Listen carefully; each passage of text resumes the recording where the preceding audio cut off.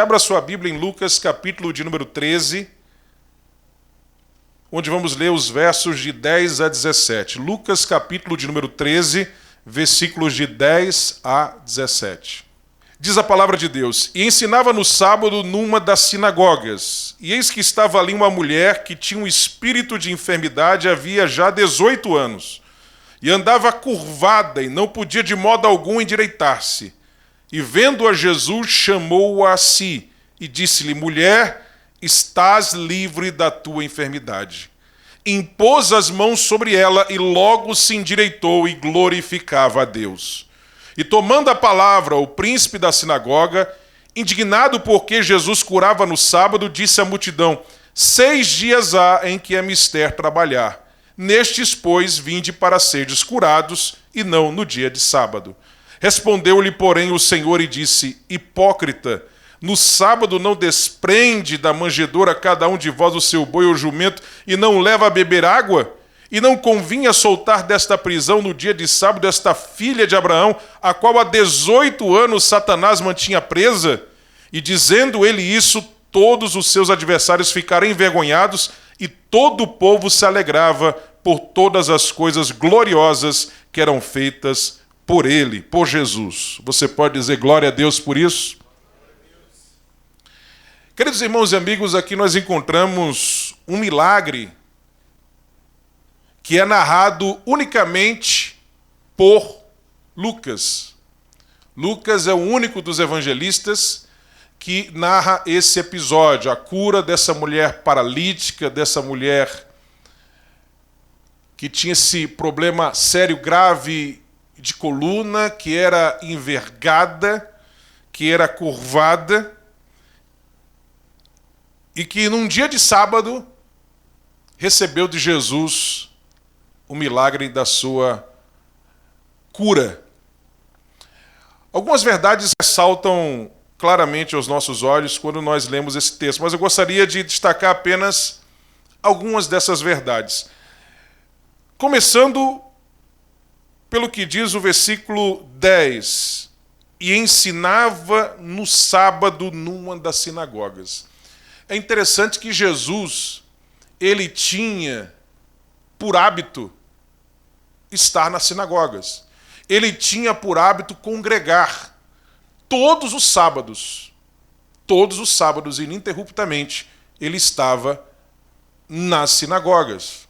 Isso é muito importante porque estamos vivendo uma época da história que é designada pela maioria dos cientistas sociais de pós-modernidade, que, segundo eles, teve início logo após o fim da Segunda Guerra Mundial, teve início, portanto, na segunda metade do século XX, e que é caracterizada, entre outras coisas, pelo hedonismo, pela aversão a dogmas e instituições, pela relativização de valores, pela não crença em verdade absoluta.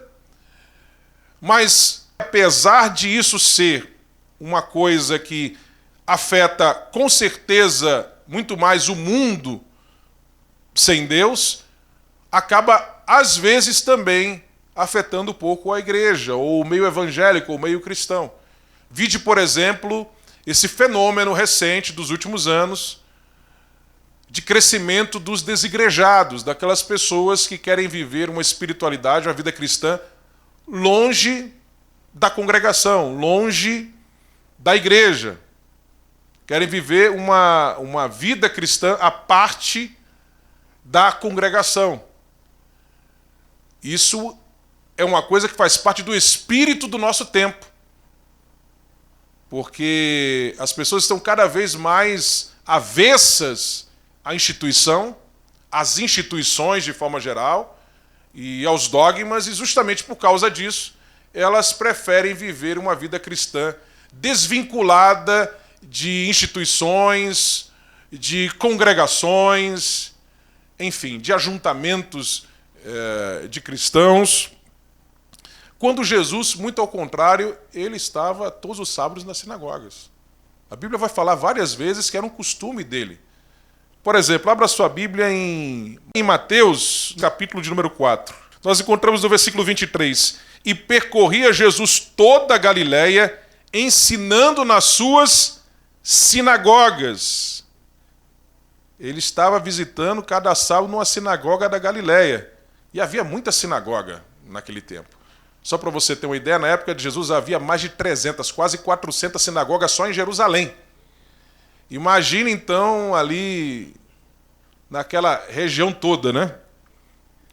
E percorria Jesus toda a Galileia, ensinando nas sinagogas e pregando o evangelho do reino e curando todas as enfermidades e moléstias entre o povo. Ainda em Mateus, no capítulo de número 9, nós vamos encontrar o apóstolo Mateus dizendo, versículo 35, e percorria Jesus todas as cidades e aldeias. Veja, ele não concentrou seu ministério apenas na Galileia, claro.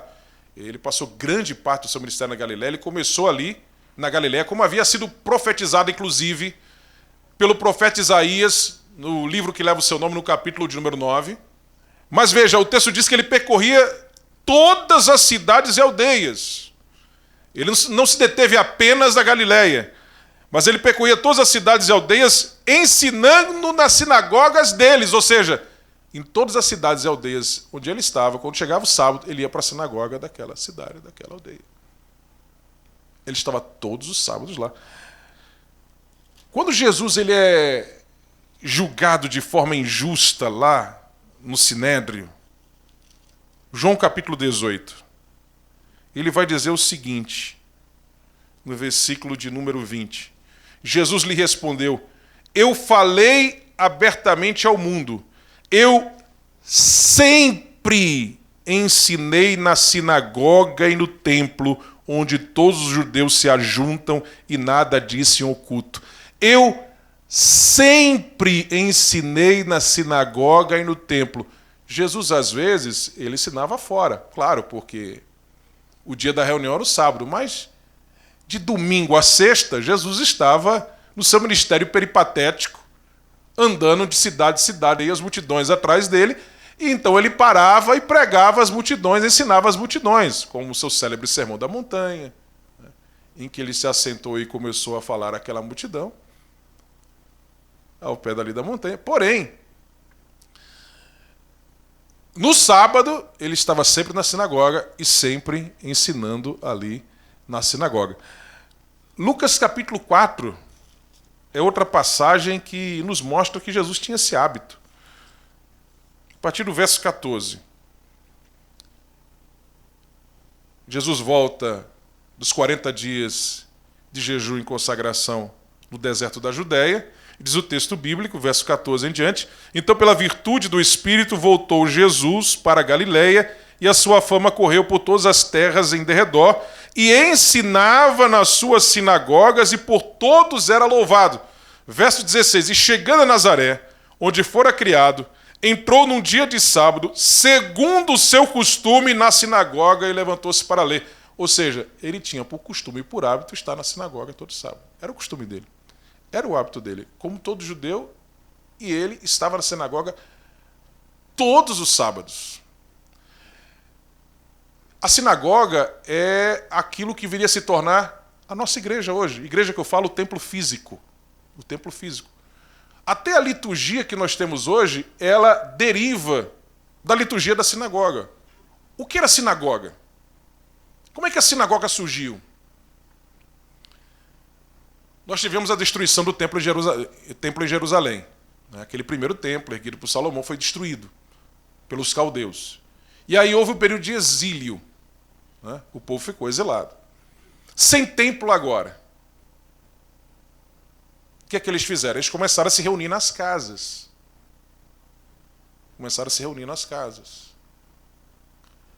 Mas depois foi se aglomerando aquelas reuniões nas casas. Então aqueles judeus resolveram comprar um espaço próprio para se reunir semanalmente. Em vez de se reunir apenas nos sábados nas casas, eles pensaram, não, vamos comprar um espaço e usar esse espaço para fazer as nossas reuniões todos os sábados, no Shabá. Né? E eles então adquiriram templos, casas de oração, como eles chamavam.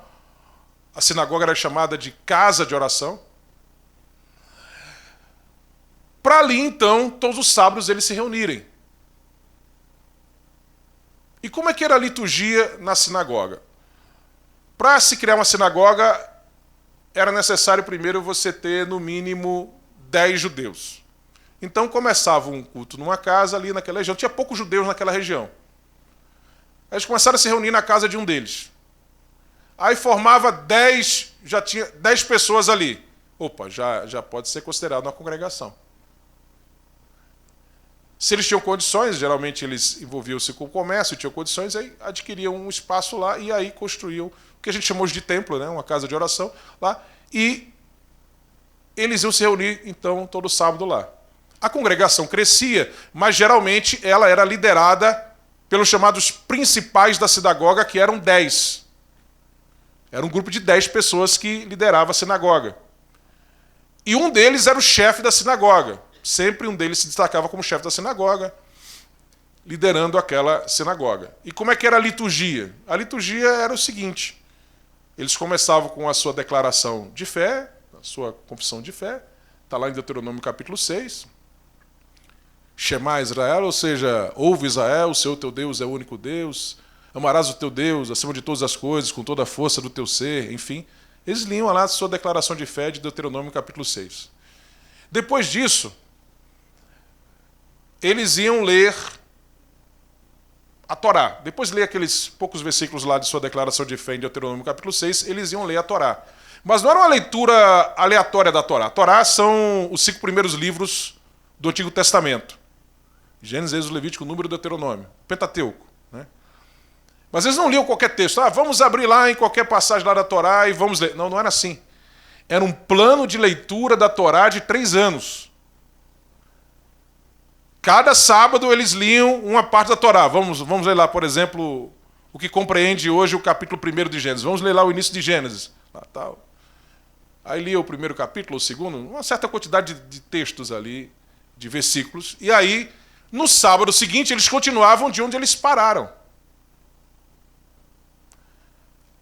E em 3 anos, nesse plano de leitura que eles tinham, eles terminavam a leitura da Torá.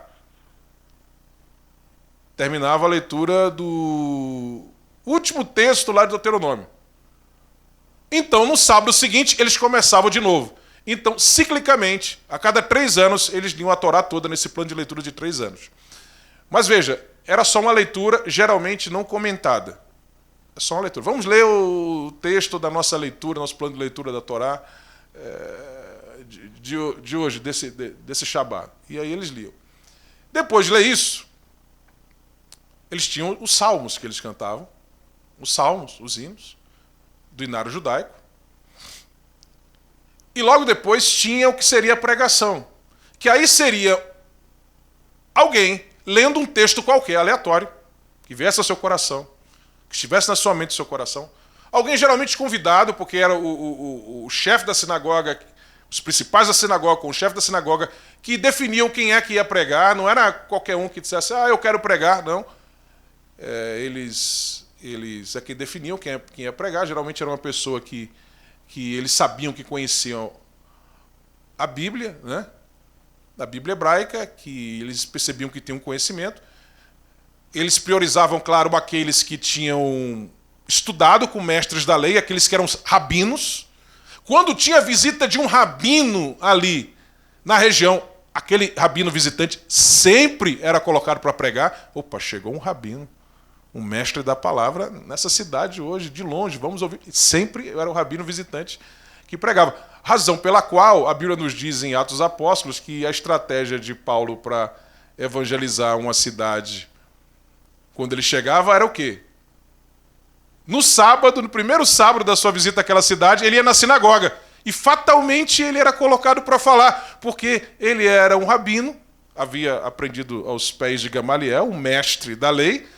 Ele era um rabino visitante. Opa, vamos ouvir alguma coisa desse homem. E ele sempre era colocado para falar, e aí começava a pregar o evangelho, uma parte da congregação ficava com ele, outra contra ele, ele era expulso ali da sinagoga e depois se reunia nas casas daquelas pessoas que concordavam com ele, e assim nascia a igreja nas casas ali. Né? E depois dessa exposição da palavra, que a pessoa lia o texto e explicava aquele texto, né? Não era uma pregação como nós temos hoje, porque essa pregação que nós temos hoje, né? aquela pregação mais efusiva, tal. Isso é uma coisa que vai surgir mais à frente e que tem mais a ver com pregar a grandes concentrações de gente. Como Pedro, por exemplo, no dia de Pentecoste, ali foi uma coisa de proclamação, de pregação para uma multidão de milhares de pessoas, né? E ali o ritmo é diferente de uma reunião na sinagoga, onde a coisa era mais como que no tom de conversa. Era literalmente ensino. Por isso a Bíblia diz que ensinava nas sinagogas, porque o tom era esse. O tom congregacional era de ensino. Depois disso, eles faziam, então, se cantava também alguns hinos, salmos, tal, hinos do inário judaico, e aí depois se terminavam com oração. E o que fechava a mesma reunião era a bênção araônica, lá de Números capítulo 6. Né? O Senhor te abençoe e te guarde. Essa bênção araônica, que era dada por qualquer um dos principais da sinagoga, ou quando tinha um sacerdote, um levita visitando, era ele que dava a bênção araônica, porque era a bênção sacerdotal. Hoje a gente termina com o quê? Com bênção apostólica, né? Você vê que a liturgia era muito semelhante. Até mesmo algumas práticas que nós temos nos nossos templos hoje, por exemplo, termina o culto, o pessoal vai para a cantina. Tem igreja que tem até uma espécie de mini restaurante, mas você vai para a cantina depois do culto para comer. Terminava a reunião lá na sinagoga, o pessoal ia comer, tinha lá um espaço para comer, uma espécie de restaurante, ou cantina da sinagoga. Quando tem alguém visitando, né, e aí a igreja tem dependências para hospedar, essa pessoa fica hospedada lá na igreja, né? Sinagoga também tinha isso. Tinha um rabino, um mestre visitando, peregrinando ali. Então, opa, tem um lugarzinho aqui nessa sinagoga que tem mais recursos, e a pessoa ficava lá. São práticas extremamente semelhantes. Aliás, Tiago, que é provavelmente o primeiro livro a ser escrito do Novo Testamento, dos 27 livros do Novo Testamento, Gálatas e Tiago estão brigando ali para ver, quer dizer, os estudiosos estão discutindo para ver, não Gálatas brigando com o Tiago, mas os estudiosos discutindo para ver qual deles foi o primeiro a ser escrito, ou Gálatas ou Tiago. A maioria concorda que foi Tiago. E sabe como é que Tiago chama a igreja? A igreja, não estou me referindo à igreja, o corpo de Cristo. Ele chama a igreja templo físico, onde as pessoas se reúnem e tal. Olha como é que ele chama. Abra sua Bíblia em Tiago, capítulo 2. A partir do verso 1. Meus irmãos, não tenhais a fé de nosso Senhor Jesus Cristo, Senhor da glória, em acepção de pessoas. Porque se no vosso ajuntamento entre algum homem com anel de ouro, eu quero me prender aqui, se no vosso ajuntamento, outras traduções vão dizer, na vossa congregação, algumas versões mais modernas vão dizer, se na igreja, e Tiago está escrevendo a quem aqui? A crentes. A igreja aqui nessa época era quase que totalmente judeus. Não sei se aqui, nessa época aqui já tinha havido já o ingresso de Cornélio e os seus, talvez ainda não, talvez sim. Mas se não tinha havido ainda o ingresso de Cornélio, nós estamos falando aqui de uma igreja só de judeus. Inclusive, ele se dirige, diz o verso 1 do capítulo 1, às 12 tribos que eram dispersas, ou seja, porque por causa da primeira perseguição, muitos crentes se espalharam, judeus que se espalharam, né, por outras partes. E sabe o que é no original esse termo traduzido por ajuntamento aqui? Sinagoga. Sinagoga. Se na vossa sinagoga entrar algum homem com... Ele está escrevendo a crente. A igreja primitiva, quando ela nasce, ela pega emprestada a liturgia, a forma de se reunir dos judeus, porque a igreja primitiva era formada por judeus.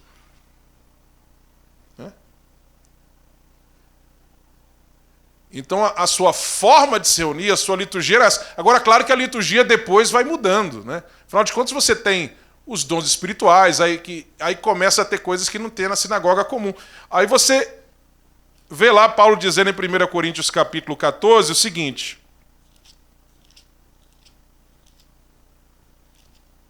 1 Coríntios capítulo 14, ele vai dizer Verso 26. Que fareis, pois, irmãos? Quando vos ajuntais, cada um de vós tem salmo, tem doutrina, é um ensino, mas aí ele fala também, tem revelação, tem línguas, tem interpretação, faça tudo para edificação. Porque a dinâmica, obviamente, na igreja primitiva é diferente da sinagoga, porque na sinagoga não tinha língua, não tinha revelação, não tinha interpretação, mas tinha salmo, tinha doutrina. Tinha oração, como tem oração também aqui. Então, nos cultos da igreja primitiva, eles tinham oração, enfim, e também realizavam a ceia, né? As reuniões da igreja passam a ser no domingo e não no sábado. Mas veja, a sinagoga era o que hoje é o nosso templo.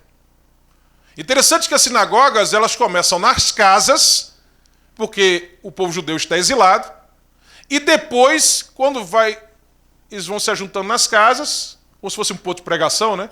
Aí resolvem então fazer um templo. Como é que a igreja primitiva nasce? Como ela não começou a ser aceita mais nas sinagogas em canto nenhum, ela começa os seus cultos nas casas e depois começa a construir seus próprios templos. Eu estou fazendo essa comparação aqui só para dizer que Jesus ele valorizava essa coisa de congregar toda semana e nós devemos valorizar isso também. Amém?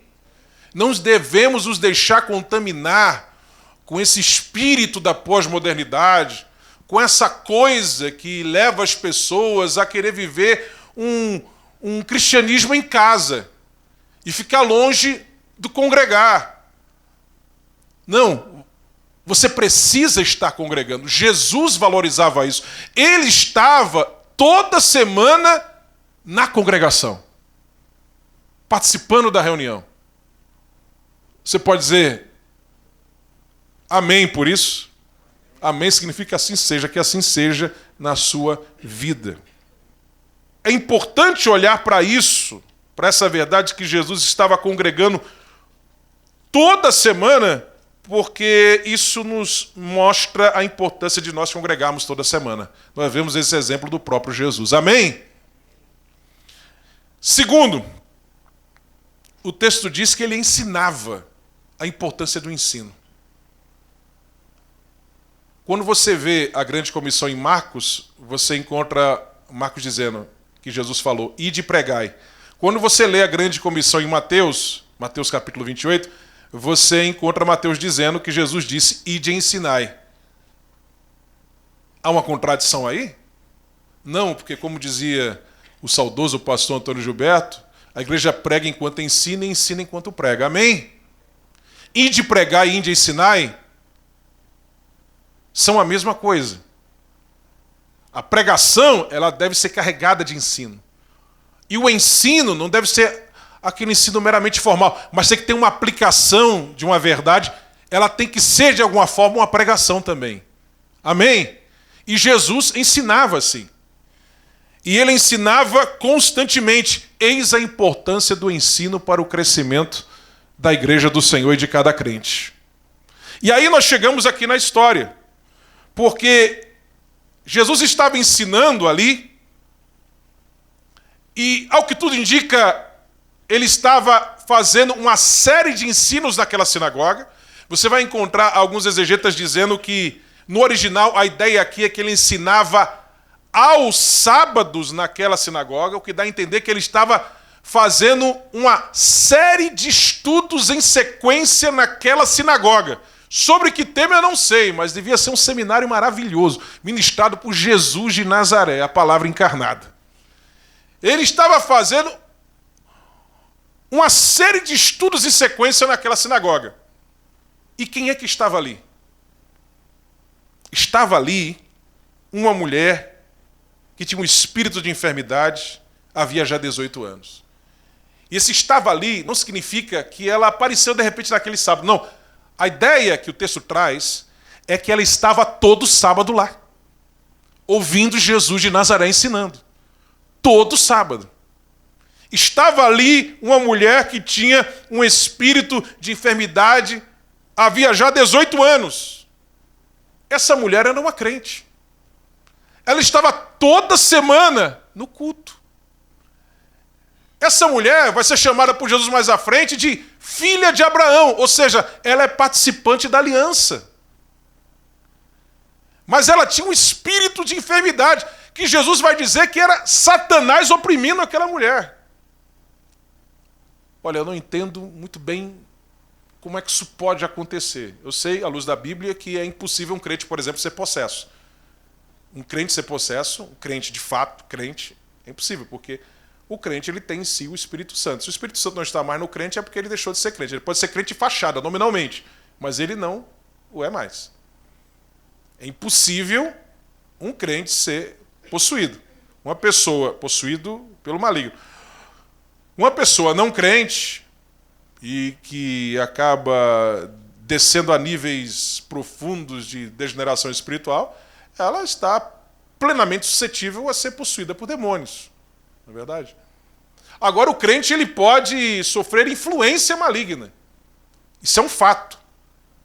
É só você se lembrar, por exemplo, de Pedro, quando ele diz a Jesus, tu és o Cristo, filho do Deus vivo. E Jesus diz para ele, não foi a carne nem o sangue que te revelou, mas foi meu Pai que está nos céus. E então Jesus começa a falar sobre a importância da sua missão e que a sua missão incluía a sua morte. Ele veio para morrer. Quando Pedro ouviu isso, ele disse, não, Jesus, não. Para com esse papo de morte. Para com esse papo de morrer. E aí Jesus olha para Pedro, que instantes atrás, minutos atrás, tinha recebido uma revelação do Pai e diz, para trás de mim, Satanás. E Jesus vai dizer mais à frente, por ocasião da ida ao Getsêmani, que Satanás tentou cirandar com Pedro e Jesus intercedeu para que isso não acontecesse. E Pedro era um crente. Pedro já tinha expulsado o demônio, Pedro já tinha orado Jesus curado, pregado o evangelho. Já tinha feito tudo isso. Você se lembra quando Jesus enviou os seus discípulos? E deu-lhes poder para expulsar demônios, para curar enfermos, de todo tipo de mal, e pregar o evangelho? Pedro fez isso. Pedro era crente. E como os discípulos voltaram alegres pelos milagres que tinham visto serem realizados pelas suas mãos, e Jesus disse, alegrai-vos antes, porque o vosso nome está escrito no livro da vida. Pedro era um crente, era salvo, mas ele estava suscetível a influências malignas. Essa mulher, ela de alguma forma deu uma brecha, pode ter sido um ressentimento, pode ter sido uma amargura, pode ser alguma coisa que aconteceu, que deu uma brecha para a ação maligna na sua vida, de maneira que ela era atormentada, ela era dominada por um espírito de enfermidade que diz Jesus que há 18 anos a mantinha presa naquela situação. Ela estava encurvada, vergada, deformada. Não era um pecado. Quando Jesus foi curar o paralítico de Cafarnaum, antes ele disse, perdoados são os teus pecados, para depois dizer, levanta-te e anda. Quando Jesus vai curar essa mulher, ele apenas diz, estás liberta. Mas foi alguma coisa que aquela mulher permitiu que entrasse no seu coração. O texto fala de espírito de enfermidade. A ideia que se tem aqui no original é que havia alguma coisa no seu espírito que enfraqueceu ela, levando ela a essa enfermidade no seu corpo. Havia algo que ela tinha permitido que adentrasse a vida dela e que afetou não apenas sua alma, mas refletiu no seu corpo. Ou seja, o que ocorreu a ela externamente era um reflexo direto de algo que tinha ocorrido interiormente nela. Esse espírito que enfraqueceu ela e levou ela a vergar-se de maneira que diz o texto que ela não conseguia se endireitar. Era uma mulher deformada, era uma mulher que não conseguia ficar ereta, que é uma das honras dos homens em relação aos animais. Ela não conseguia ficar ereta há 18 anos. Mas sabe o que me impressiona aqui? É que essa mulher, mesmo sendo deformada, mesmo sendo desprezível, para as pessoas na época. Na sinagoga, se reunia o povo da seguinte forma. Os principais assentos eram para os principais da sinagoga e para aquelas pessoas mais importantes, ilustres, ricas. Os homens ficavam nos primeiros assentos, as mulheres nos assentos seguintes. E lá atrás, as pessoas com deficiência física, tal, porque se entendia que essas pessoas provavelmente estavam nessa situação porque eram de alguma forma amaldiçoadas. Por quê? Não se sabia, mas se acreditava. Então as pessoas deficientes ficavam no final. Então ela já era mulher, já não sentava ali na frente. Ficava lá no canto das mulheres, que era depois dos homens. Mas era deficiente e ficava então lá no fundo da sinagoga. Lugar menos privilegiado. Pela situação dela, que não tinha nascido assim, mas ficou assim. E já estava assim há 18 anos. Ela era vista como amaldiçoada. Já era uma visão grotesca. Ela era deformada. E ela ainda, com certeza, era desprezada pela sua condição. Mesmo assim, todo sábado ela estava na sinagoga.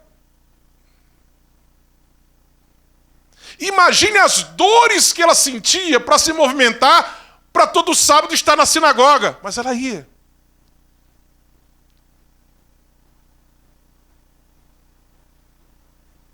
É um exemplo de fé essa mulher.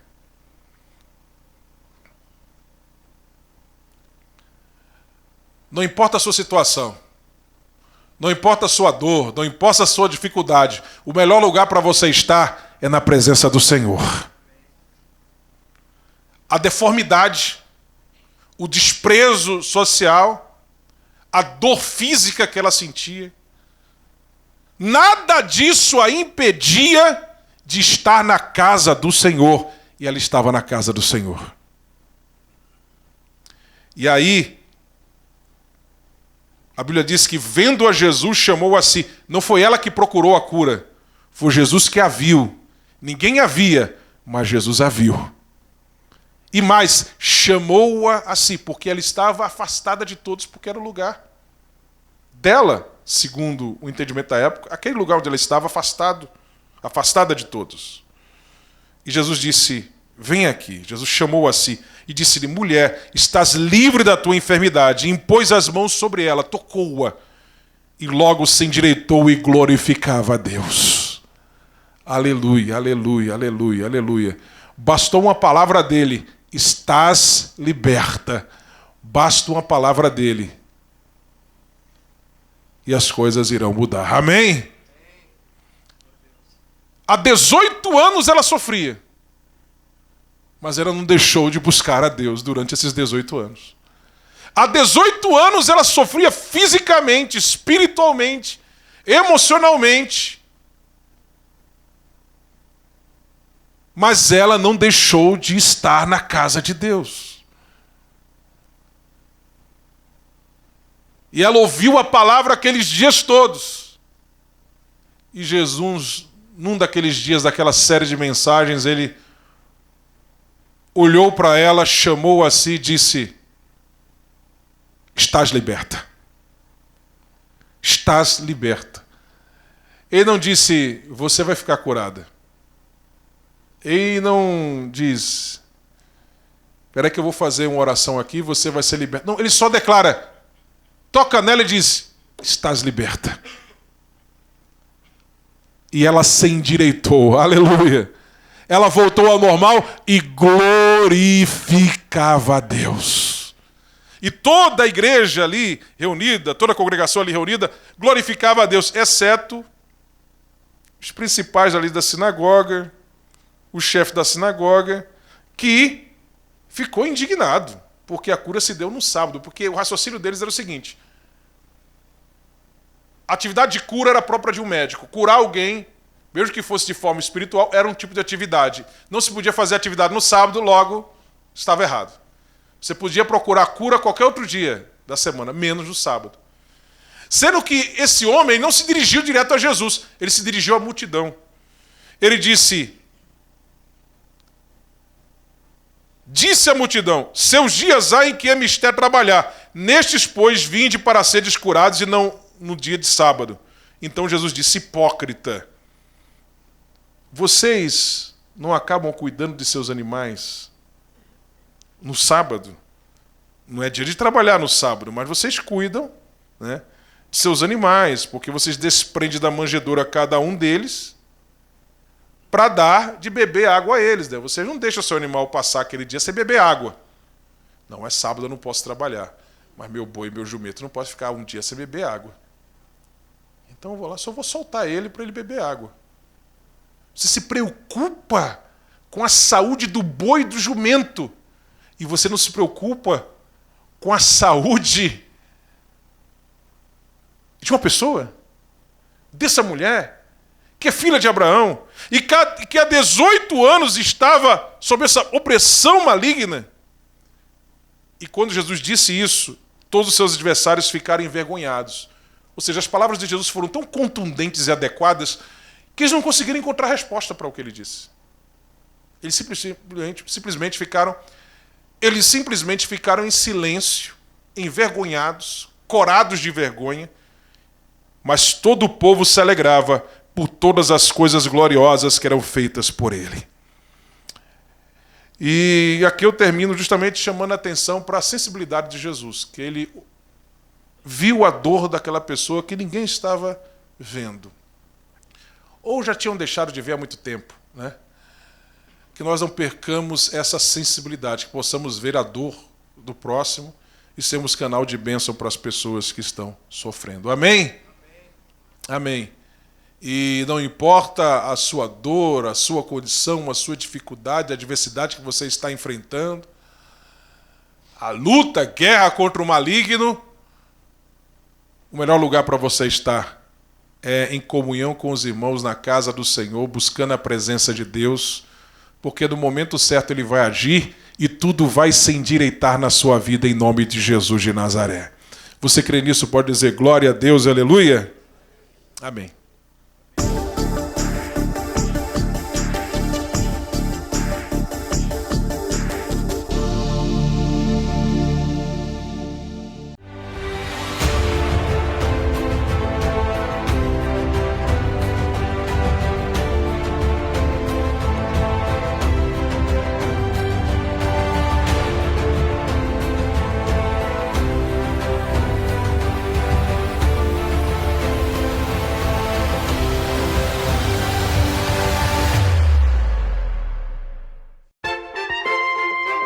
Conheça a Bíblia de Estudo Holman e surpreenda-se. Esta Bíblia foi projetada para que cada recurso esclarecedor esteja na mesma página com o texto bíblico ao qual se refere. Holman, uma Bíblia de estudo que oferece mais do que você espera e exatamente onde você espera. Mais um produto com a qualidade CPAD.